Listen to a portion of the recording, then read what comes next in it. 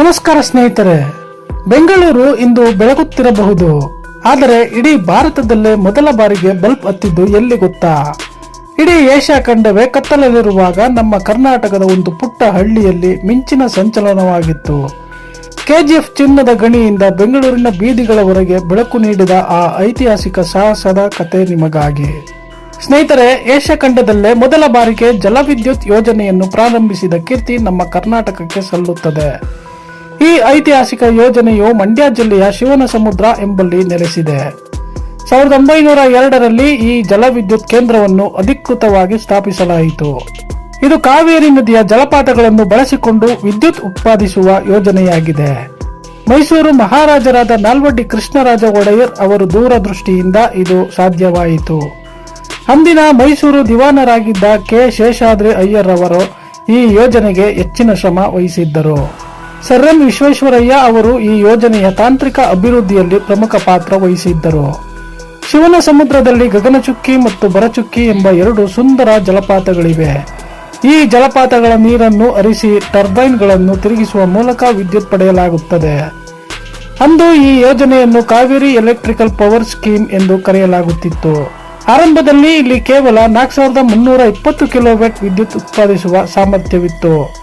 ಅಮೆರಿಕದ general electrical ಕಂಪನಿಯು ಇಲ್ಲಿನ ಯಂತ್ರೋಪಕರಣಗಳನ್ನು ಪೂರೈಸಿತ್ತು. ಈ ಕೇಂದ್ರದಿಂದ ಉತ್ಪತ್ತಿಯಾದ ವಿದ್ಯುತ್ತನ್ನು ಮೊದಲು ಕೋಲಾರದ ಚಿನ್ನದ ಗಣಿಗಳಿಗೆ ಕಳಿಸಲಾಯಿತು. ಕೆಜಿಎಫ್ ಆ ಸಮಯದಲ್ಲಿ ವಿಶ್ವದ ಅತ್ಯಂತ ಆಳವಾದ ಚಿನ್ನದ ಗಣಿಗಳಲ್ಲಿ ಒಂದಾಗಿತ್ತು.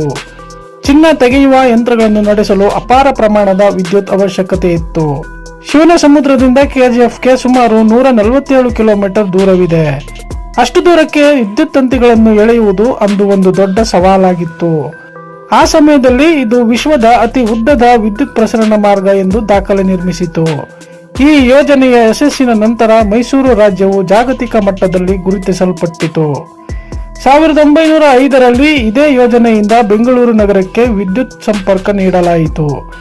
ಇದರಿಂದ ಬೆಂಗಳೂರು ವಿದ್ಯುತ್ ದೀಪಗಳನ್ನು ಪಡೆದ ಭಾರತದ ಮೊದಲ ನಗರವಾಯಿತು.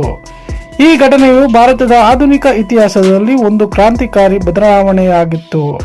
ಬ್ರಿಟಿಷ್ ಇಂಜಿನಿಯರ್ಗಳು ಈ ಯೋಜನೆಯ ವೇಗ ಮತ್ತು ತಾಂತ್ರಿಕತೆಯನ್ನು ಕಂಡು ಬೆರಗಾಗಿದ್ದರು.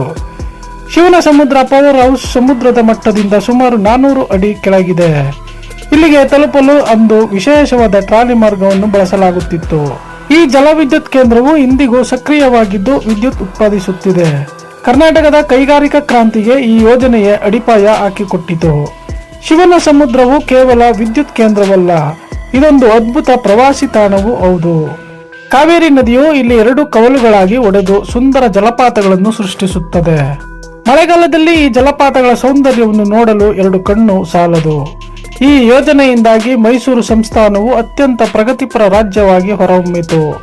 ಅಂದಿನ ಕಾಲದಲ್ಲಿ ಇಂತಹ ಸಾಹಸಕ್ಕೆ ಕೈ ಹಾಕಿದ್ದು ಮೈಸೂರು ರಾಜರ ಧೈರ್ಯವನ್ನು ತೋರಿಸುತ್ತದೆ. ಸ್ವಿಟ್ಜರ್ಲೆಂಡ್ನ ಜಲವಿದ್ಯುತ್ ಕೇಂದ್ರಗಳ ಮಾದರಿಯಲ್ಲಿ ಇದನ್ನು ವಿನ್ಯಾಸಗೊಳಿಸಲಾಗಿತ್ತು. ವಿದ್ಯುತ್ ಪ್ರಸರಣಕ್ಕಾಗಿ ಬಳಸಿದ ಕಂಬಗಳನ್ನು ಇಂದಿಗೂ ಕೆಲವು ಕಡೆ ಕಾಣಬಹುದು. ಮೈಸೂರು ರಾಜ್ಯದ ರೈಲ್ವೆ ವ್ಯವಸ್ಥೆ ಮತ್ತು ಕಾರ್ಖಾನೆಗಳಿಗೆ ಇದು ಜೀವನಾಡಿಯಾಯಿತು. ಈ ಯೋಜನೆಯ ಮೂಲಕ ಹಳ್ಳಿಗೂ ವಿದ್ಯುತ್ ನೀಡುವ ಕನಸನ್ನು ಒಡೆಯರ್ ಕಂಡಿದ್ದರು.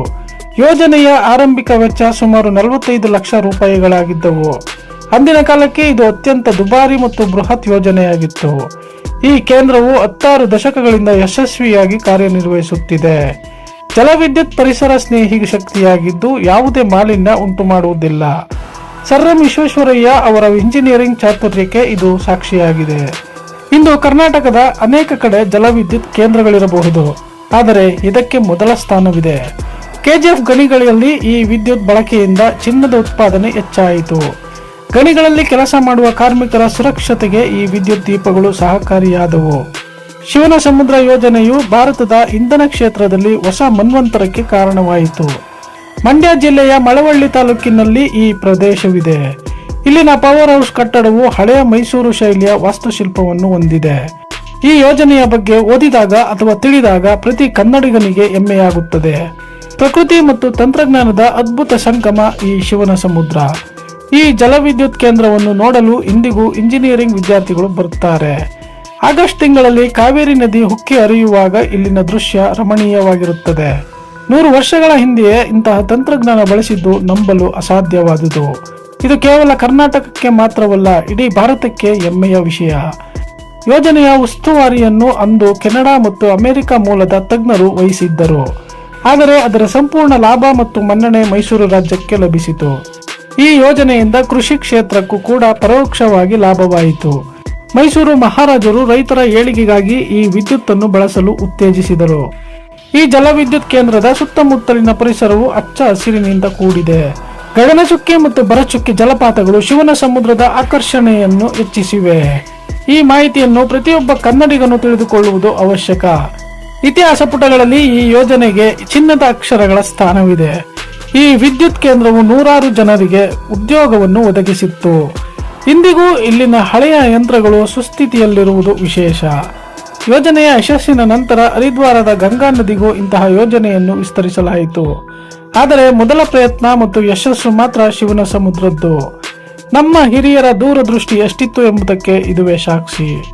ಮೈಸೂರು ಸಾಮ್ರಾಜ್ಯದ ವೈಭವವನ್ನು ಈ ಯೋಜನೆಯು ಎತ್ತಿ ತೋರಿಸುತ್ತದೆ. ನೀರಿನ ಶಕ್ತಿಯನ್ನು ಹೇಗೆ ಸದ್ಬಳಕೆ ಮಾಡಬಹುದು ಎಂಬುದನ್ನು ಅಂದೇ ತೋರಿಸಿಕೊಟ್ಟರು. ಕಾವೇರಿ ಮಾತೆಯ ಕೃಪೆಯಿಂದ ಈ ರಾಜ್ಯಕ್ಕೆ ಬೆಳಕು ಸಿಕ್ಕಿತು.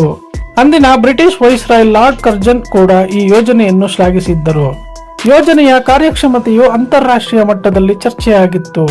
ಇಂದಿನ ಆಧುನಿಕ ಪವರ್ ಗ್ರಿಡ್ಗಳಿಗೆ ಇದುವೇ ಪ್ರೇರಣೆ.